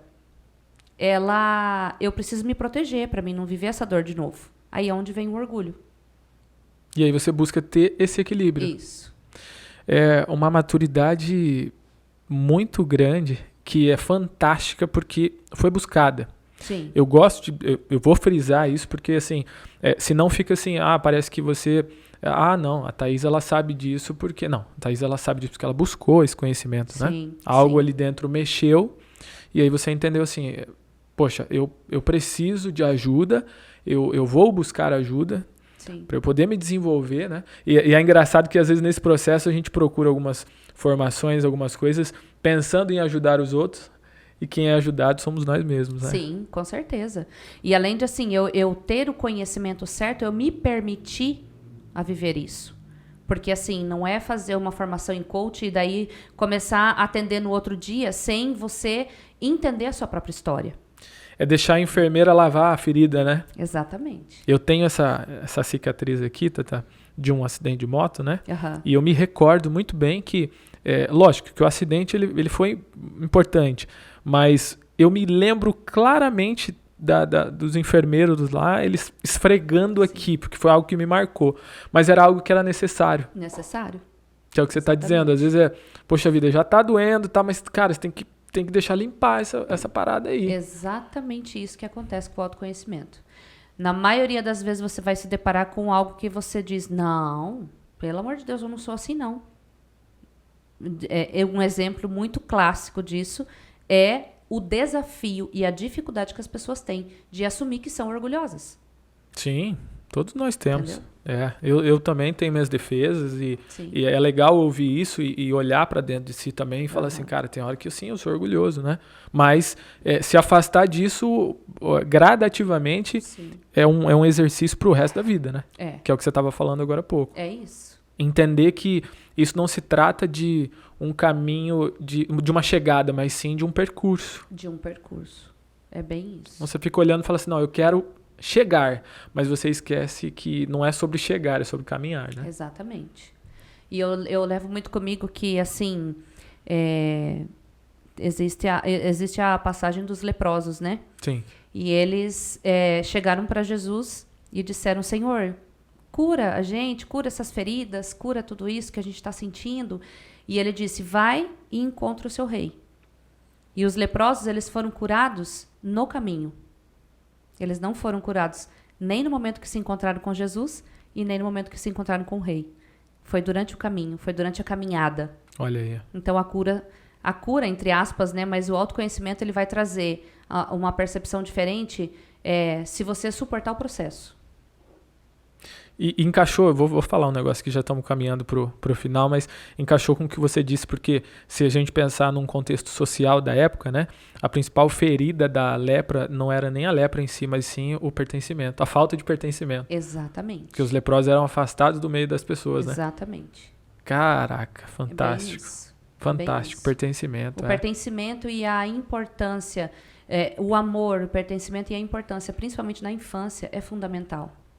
É fundamental. A criança ela precisa se sentir pertencente no ambiente que ela vive, porque senão ela vai buscar fora o que ela está precisando dentro de casa. Ela precisa se sentir importante, porque por mais que ela tenha uma interpretação de algo, de uma rejeição, algo assim, cobrindo isso com um sentimento de importância vai ser fundamental para a criança na fase adulta. E se sentir amado é o combustível para a vida, né? Então, assim, uma criança que não tem esses três fatores durante aí do 0 aos 12, né, que é o desenvolvimento das memórias, né, e das crenças e da personalidade. Vai precisar arrumar depois. Vai precisar arrumar depois. E é isso que a gente infelizmente vê, né, porque o que eu busco fazer com os meninos em casa são homens. Então eu digo assim, eu preciso criar homens. Porque tem aquele ditado, né? Filho é para o mundo. Você vai criar filho para o mundo. Não, eu não quero criar meus filhos para o mundo. Eu quero criar os meus filhos para transformar o mundo. Uau! Então, Show. Serão homens que vão ter a história deles, com certeza, porque ninguém é perfeito e a gente nunca vai conseguir fazer nada perfeito.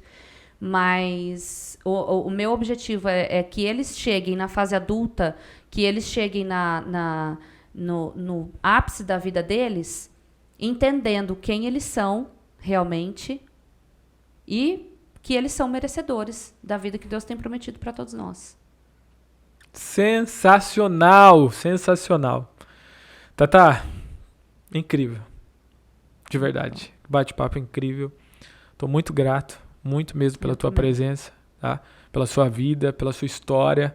Você ter aberto a sua história dessa maneira é incrível, incrível, fantástico. Eu tenho certeza que ajudou alguém, com certeza ajudou. Ajudou a mim também. Teve insight ali no meio que ele falou, poxa vida, cara, é verdade isso aqui. Eu tenho certeza aí também, né, galera? Que fantástico, que história incrível que você trouxe aqui.